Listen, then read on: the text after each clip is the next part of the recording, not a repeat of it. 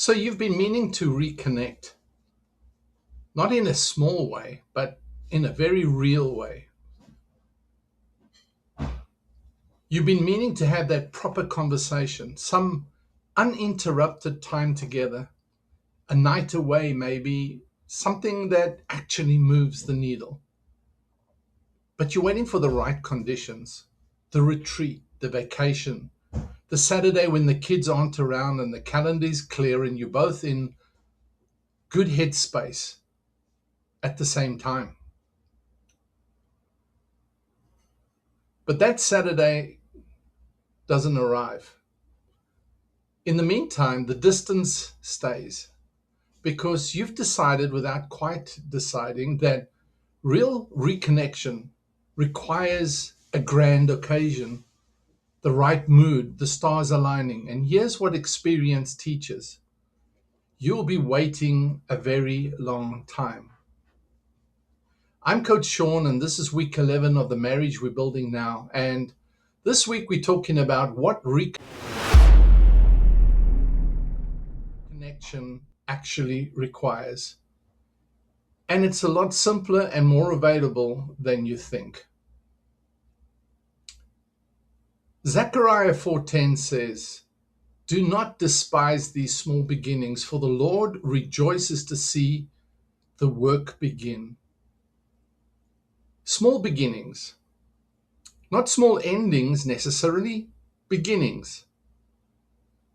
There's something in this verse that speaks directly to your and my marriage. The tendency to dismiss what's small, to wait for something significant enough before we actually start, to hold out for the grand gesture, the grand occasion, when the small, consistent choice is actually right in front of us today. The Lord rejoices when the work begins, it says. Not when the retreat is booked, not when the perfect moment arrives. When the work begins today, in whatever small way is available. Big gestures feel great. They feel good. They're memorable. They give the marriage a story to tell. But they're not what builds closeness over the long haul. What builds closeness is something far less cinematic. The daily accumulation of small little moments where you choose each other.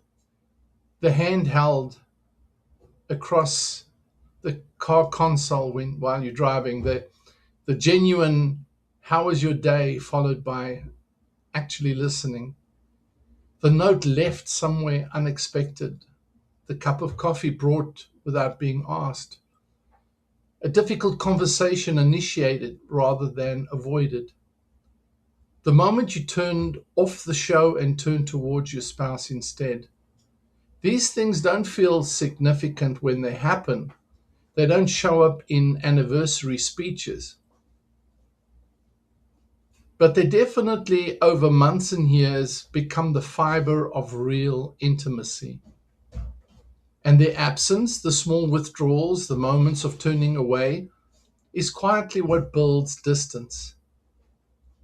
John Gottman, one of the world's leading marriage researchers, spent decades studying couples and found that what distinguishes lasting, satisfying marriages isn't the absence of conflict. It's the ratio. The small deposits of affection, interest, generosity, and attention that keep the relational account full enough to weather the inevitable withdrawals. Grand gestures matter, but they can't compensate for a daily pattern of turning away. And small acts, repeated consistently, can build something that no single grand retreat ever could. It's like the small things fill up this big tank, and all the little things accumulate in this big tank. It's called the emotional trust account or tank, storage bin.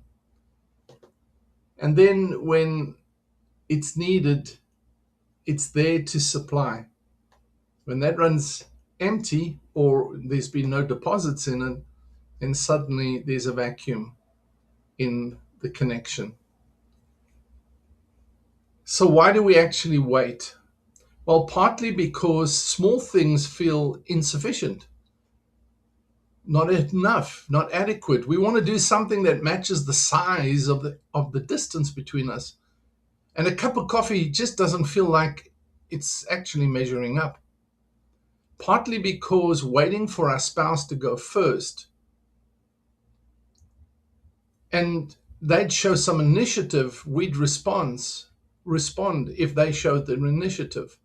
But you're not going to be the one to extend yourself again, not a chance.